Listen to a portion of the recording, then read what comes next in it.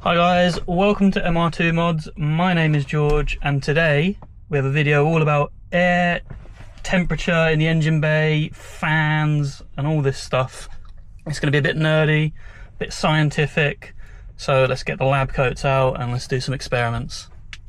So I've bought one of these, which is a Loofah Racing MR2 Spyder engine fan shroud kit. So let's see how it fits on. So first things first, let's take off the old drip tray, which is just 4 8mm bolts, one in each corner.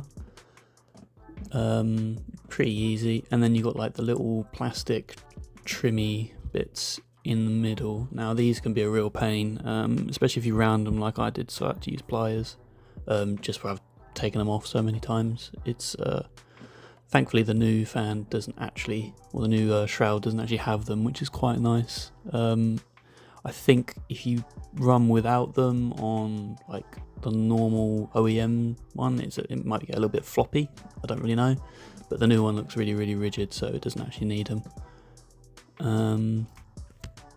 Now the reason for doing this is that the fans that are on there at the moment, or the fans I did have on there, they suck air from the outside and blow it into the engine going downwards. I bought these quite a while ago when I just had like a 1ZZ engine. In theory, I mean, like I guess it made sense, like blowing cold air into the engine bay, like that might work, but thinking about it and talking to people, it's much better to blow air from the engine bay upwards, or heat rises, and you blow in the hot air out instead of blowing cold air in. I think it just makes a little bit more sense. I'm going to run some tests later in this video to confirm that. So I've got like a little temperature sensor that I put in the engine and run the wire through into like the cabin, so I can check that with like the fans on, fans off, stock with the new one, do some like ambient engine temperature tests, and then hopefully get some like air intake, or air temperature, like the temperature of the air going into the engine. I don't know, can't think of the word off the top of my head, but get some of those tests going like under load and see how the fans affect that, because I'm hoping, I mean, it must have some impact. I don't know how big of an impact, but the main reason that I wanted to do this is that my air filter is very close to like the exhaust setup and everything, just with the way it's all routed and everything, and especially if like for tracking and like hard driving, if you're driving hard for a prolonged amount of time, the engine's going to get very hot, it's going to get heat soaked, and just this seems like a good way of getting those temperatures down. And as you'll see later in the video, these fans are like really powerful, especially compared to the ones that I had. I don't actually know the diameter of the fan itself, but they just feel a lot more powerful. So putting the new shroud on is pretty easy. It's just 4 bolts again, and Loofah Racing provide all the little parts you need. So you got 4 8mm bolts. They come with washers and little rubber washers as well, which is quite nice, and a few little like cable management things.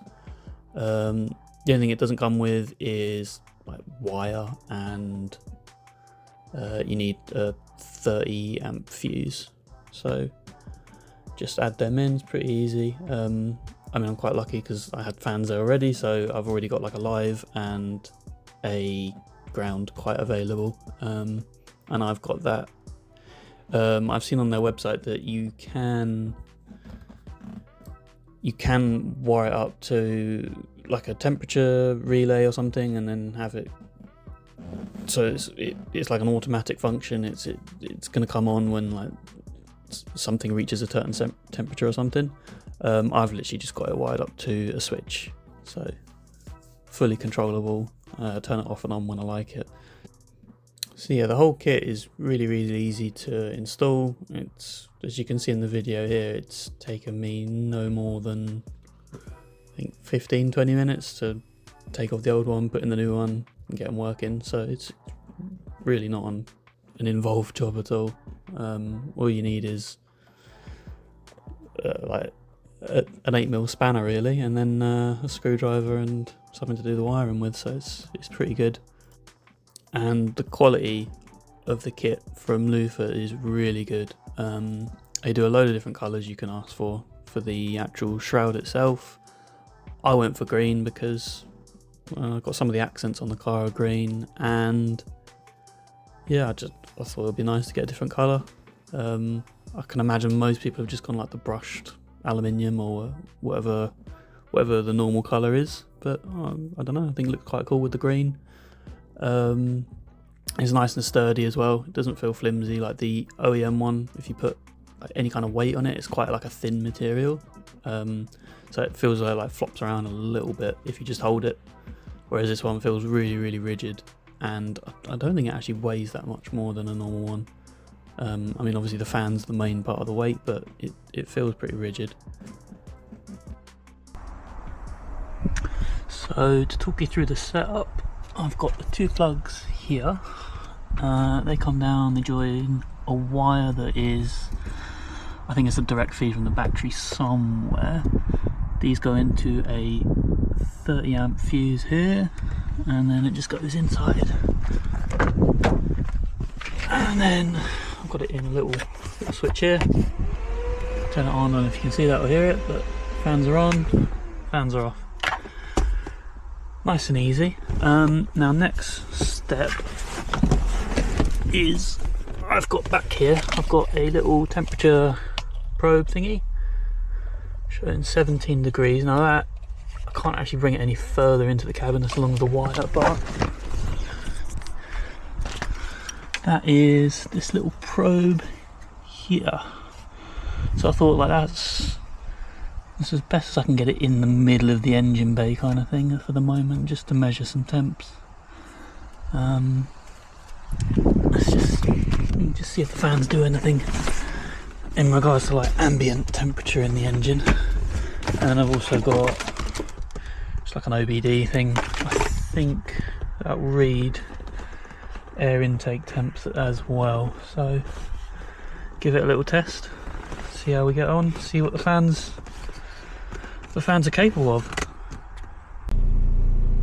So car's just warming up. Oh, don't mind the coolant by the way, and all the bottles and stuff. Just had to make room from back here. So at the moment I think that's IAT in Fahrenheit, 64 degrees. I think that's intake air temperature. That's the one I'm going to be looking at. I don't really know the best way to film this while I'm driving, so obviously I don't want to be like one-handed. So I've got like a little thing on my hat. Hopefully I can pop this camera in there and I can look around and try and show as much as I can whilst driving. So yeah, let's give it a go. Okay, sit rep. We are cruising along the motorway.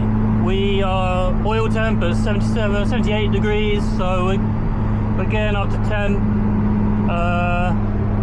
75 degrees Fahrenheit air intake temp and 21 degrees engine bay temperature. This is all the fans off so far, so we're going to get up a little bit higher, get the oil up to operating temp, and then we're going to get a little bit harder, kind of find out where the limit is, and then we will turn the fans on and see what difference they make. Okay, so it looks like we're up to temp.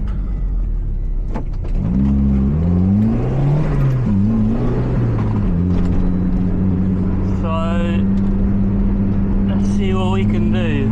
Get the heat up a little bit.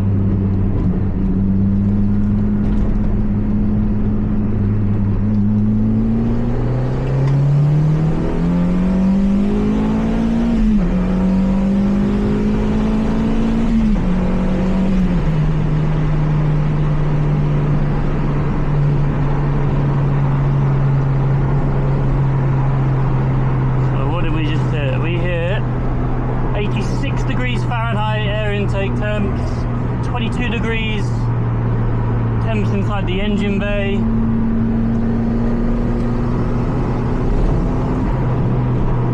Let's get up a little bit higher and then we'll turn the fans off.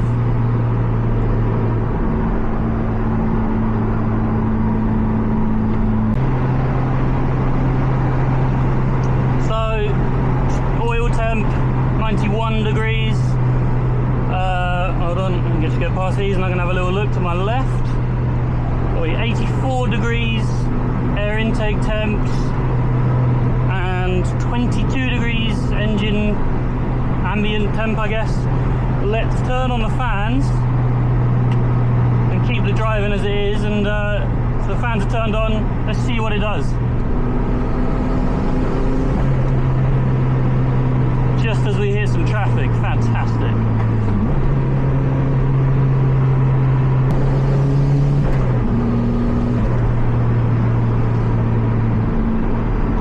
I love the turbo flower in this car. It sounds so good.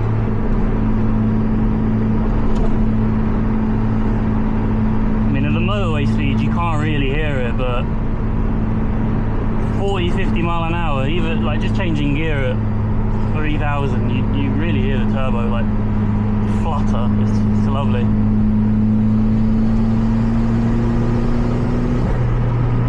I don't know whether that picks up on camera, but I'm going to keep doing it.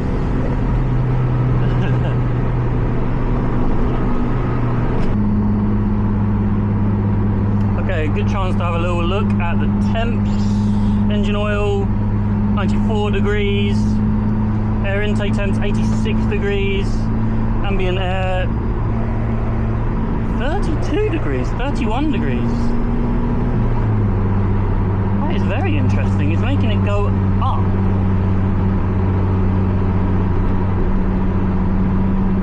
That is very interesting.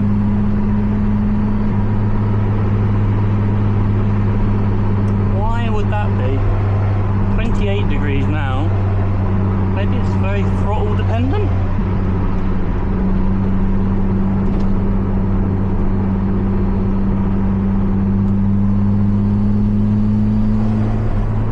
Yeah, 29 now, and I put the throttle on a little. Okay, now that is quite interesting.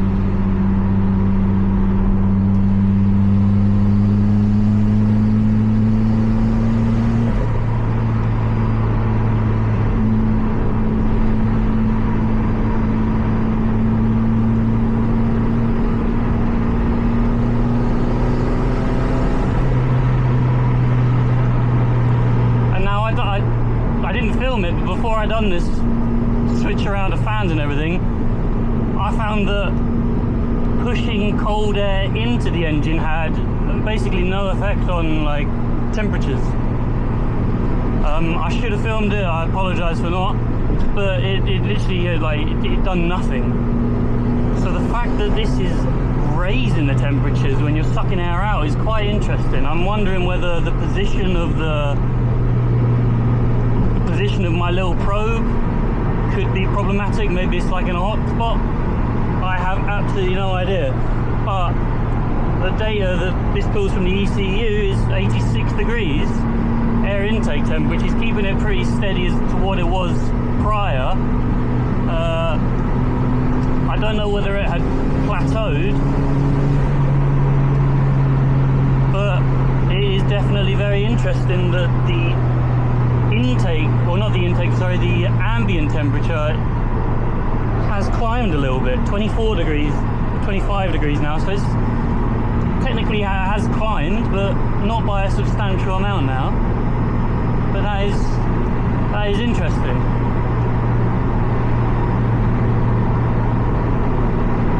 But that's why we do tests, because it's all well and good everybody saying on the internet, oh it does this, oh it does that.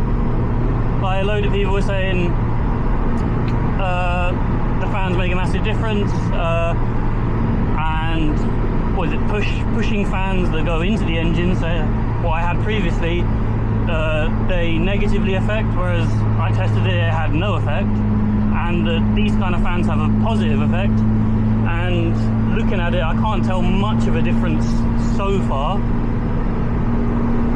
But we will test further and try and confirm things, because there's no point in saying stuff unless you have the data to prove it.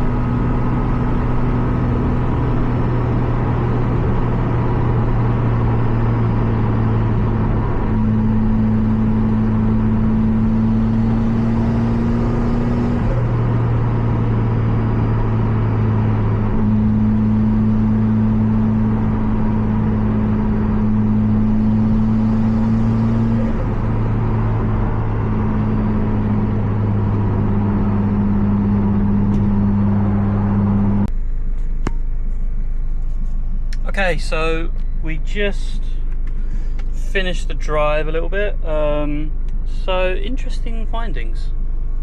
It's so I've turned the fans off.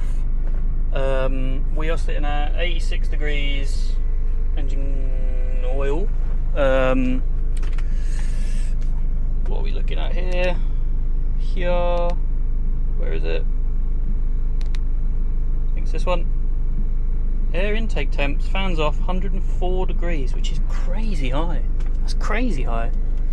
Fans are off at the moment, as you can see. It's got the off button.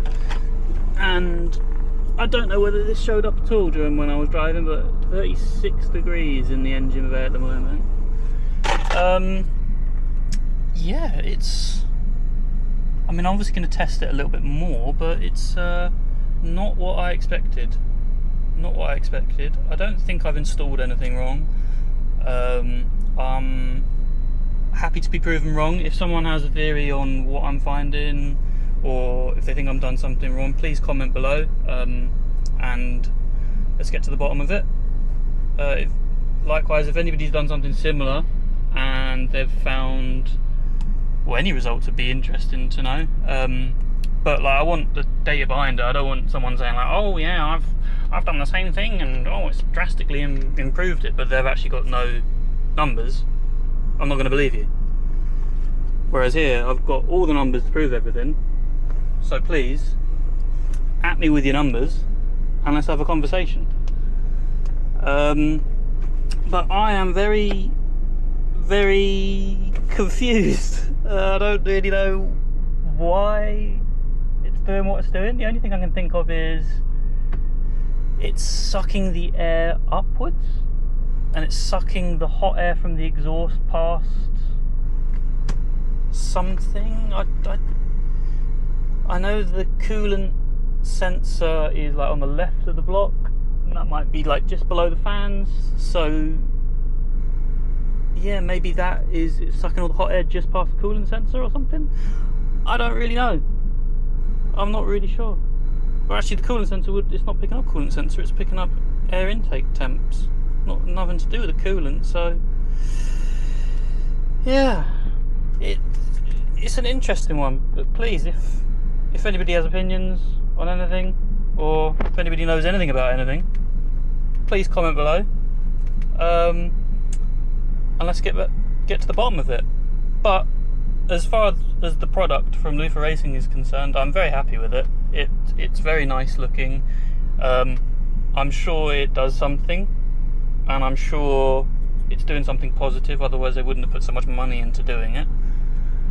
I'm just not seeing it in my data for some reason, so I'm not really sure.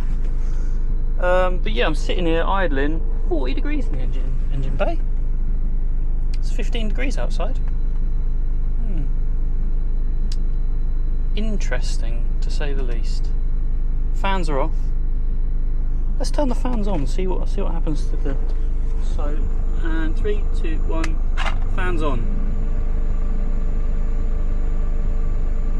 I mean, it's jumping about a bit. 42, 43...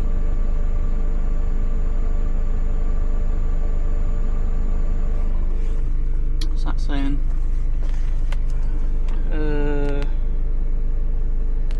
Where are we?